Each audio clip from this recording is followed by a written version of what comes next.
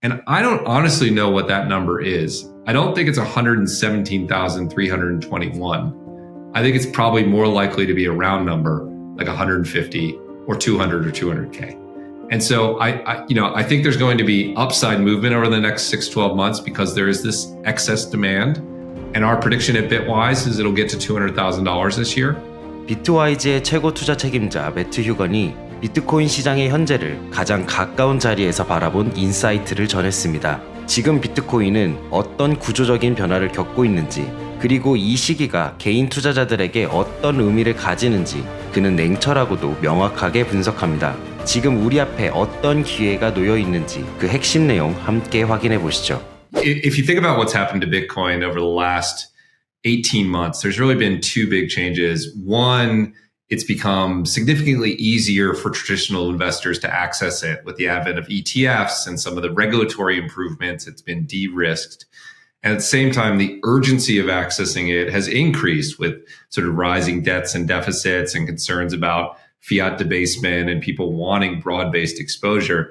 The reason I'm calling it the summer of accumulation is behind the scenes every day. What Bitwise does is it talks to these large institutional investors and large wealth management platforms, people who control hundreds of billions and trillions of dollars. And no joke, every week, a new one of these platforms turns on exposure to Bitcoin. They let people invest in it for the first time ever. Really, almost every week, we could say another $1 trillion opens up to Bitcoin. We're going through this one-time phase where institutional investors are moving into the Bitcoin space. And there's trillions of dollars of money that needs exposure to Bitcoin. We have this vanishing window to get in ahead of those trillions of dollars of institutional capital. And I just think you have to make use of this summer. Every time the Bitcoin ticks sideways, I think of it as a little gift to me, more time to accumulate sats, more time to build the Bitcoin position before the largest money in the world comes in. This is a one-time deal. It'll happen. The price will go higher, in my view, significantly higher, and then we'll be at a new normal. So this is like the end of the window where you can get in ahead of institutions, and it's changing really, really fast. So I don't think the cycle is going to be as pronounced. In fact, I'm bullish on 2026. The reason for that is I think the two primary drivers of the cycle are the Bitcoin halving and then the economic cycle. It's tended to be aligned with monetary liquidity and with interest rates. That's the economic cycle. And then obviously the Bitcoin halving moves on a 4-year basis. The reason I bring those up is because both of those forces, in my perspective, are weaker now than in previous cycles. The Bitcoin halving gets half as important every time from a supply perspective. That's just sort of math in terms of the amount of supply being cut on a daily basis. And the monetary macro cycle is just no longer on the same 4-year cadence that it was, right? We're already at 4.5% interest. The likely next step on interest rates is down, not up. Monetary liquidity is actually accelerating, not decelerating. So I think it's just in a different place than it was during the past 4-year cycles. At the same time, we have institutional capital moving in, which is like a 5 to 10-year trend. And I just think that's a more powerful force than these historical drivers of the cycle. So I'm optimistic on 2026. I don't think there's a super cycle, though, and I don't think we've repealed volatility by any means. I think the thing to watch from a volatility perspective is how much leverage builds up in the system. Leverage can build up in the futures market. Leverage can build up in the lending market. Leverage can build up through these companies in the debt markets. As we look at it right now, the market's not particularly leveraged, but that doesn't mean it won't be, right? Like if the price dramatically detaches from $100,000 and starts running up, that tends to be pro-cyclical and you get people leveraging into that. And if that happens, then we will absolutely could have another 40 or 50% pullback. I don't think we've repealed those days, unfortunately. I do think we've probably repealed the 70 or 80% pullback days. So, we're making progress. I think the forces that drove the cycle are reduced versus previous. But I still think this is a volatile asset. You don't get upside returns without volatility. And, I don't know, just think of those as opportunities to accumulate. So are you a believer? It sounds like you are, correct me if I'm wrong, but it sounds like you're a believer in like M2 global liquidity, really kind of driving the price of Bitcoin, following that chart in a sense. I think it's multiple things. So I think any simplistic explanation is too simple, but I think M2 is one of the forces, right? I sort of think of Bitcoin's price as a ball, and there are these strings coming off of it, and global liquidity is one of those strings. And regulatory activity is one of those strings, and education is one, and passage of time is one, and debt and deficits is another piece, and interest rates are another piece, and geopolitical stability is another piece. And at any point in time, different amounts of strength are being pulled on all these forces in different directions. And it's the balance of those things that determine if the price is up, down, or sideways. So I always hesitate when people say it's just M2. No, it's not just M2.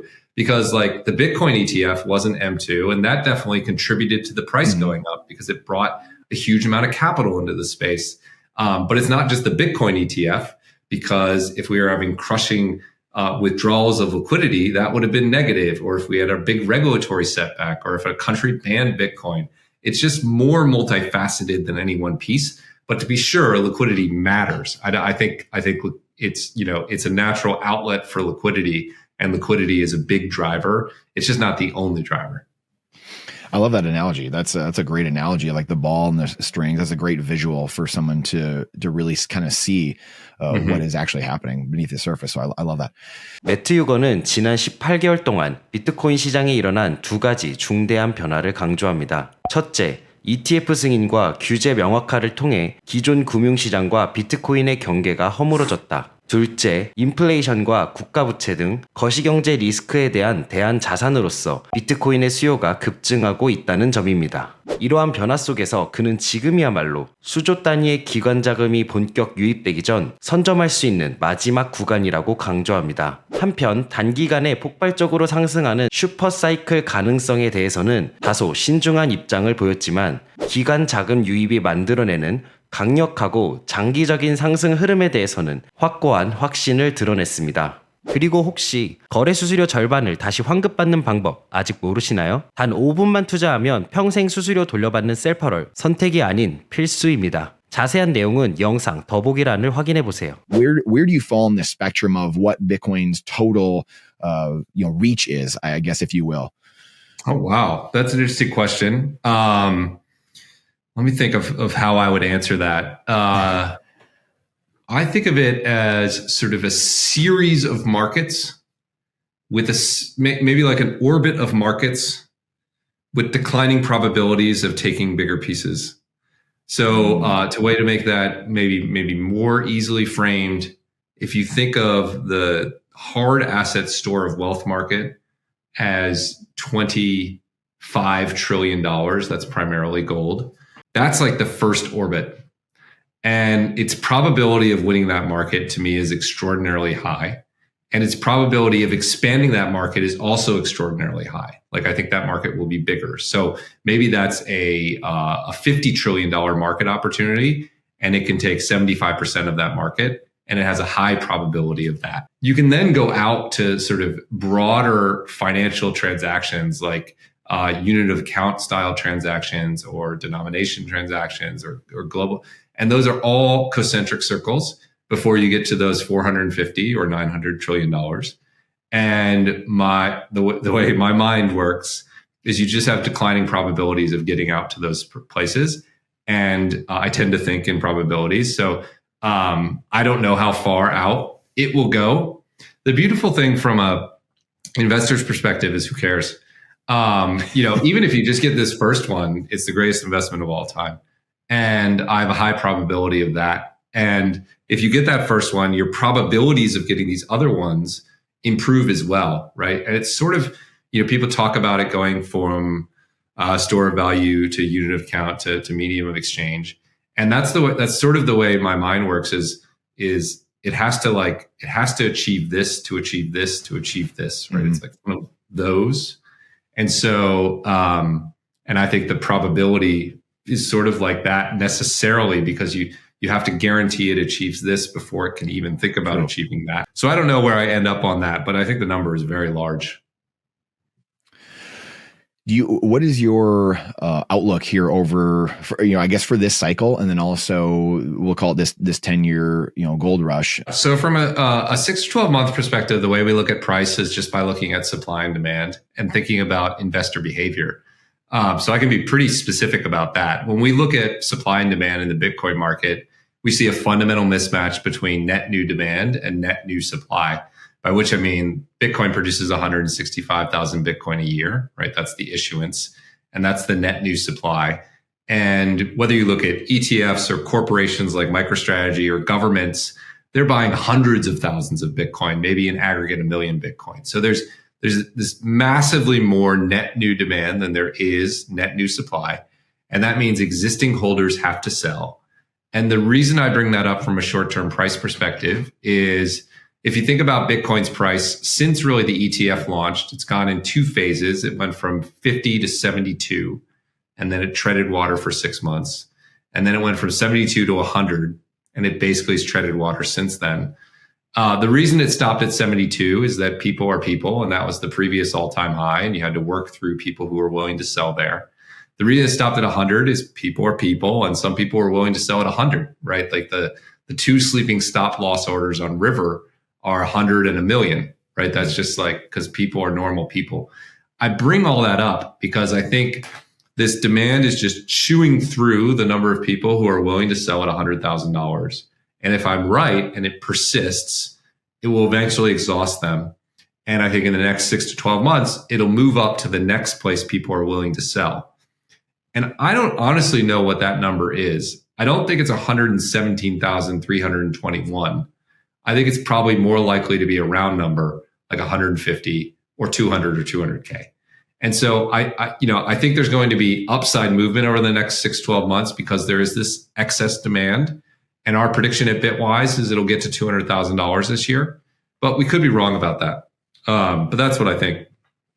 I think this cycle, which I'd really say lasts through this decade, like until 2020, 30, I think it probably gets to about parity to gold. That's my baseline prediction. So at current prices, that's a little over $1 million a coin. Again, I could be wrong. Like, could go down. It's hugely risky. It's not financial advice.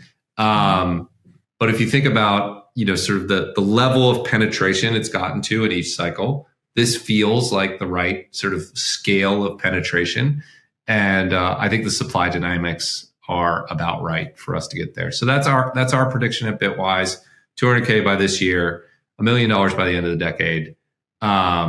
We could be too bearish. We could be too bullish. But that's what makes it a prediction. 매튜 단순한 계산만으로도 비트코인의 미래를 충분히 예측할 수 있다고 말합니다. 비트코인의 연간 발행량이 고작 16만 5천 개에 불과한 반면 기관과 ETF의 연간 매수 총량은 최대 100만 개에 이를 것으로 전망하고 있죠. 즉, 현재 시장에는 공급보다 훨씬 많은 수요가 존재하며 이 구조적 불균형이 가격 상승을 불러올 수밖에 없다는 것입니다. 또한 그는 이번 사이클이 올해로 끝나는 단기적인 흐름이 아니라 장기적인 구조적 상승으로 전환되고 있다고 보고 있습니다. 비트와이즈는 이를 바탕으로 2024년에는 200K, 그리고 2030년까지는 1000K 도달을 공식 목표가로 제시했습니다. 매트는 이렇게 말했습니다. 첫 번째 궤도만 잡아도 충분하다. 그의 말처럼 어쩌면 우리는 지금 아직 그 첫 번째 궤도의 중심에 서 있는지도 모르겠습니다. 오늘 영상 도움이 되셨다면 구독 똑, 좋아요 똑 부탁드립니다. 감사합니다.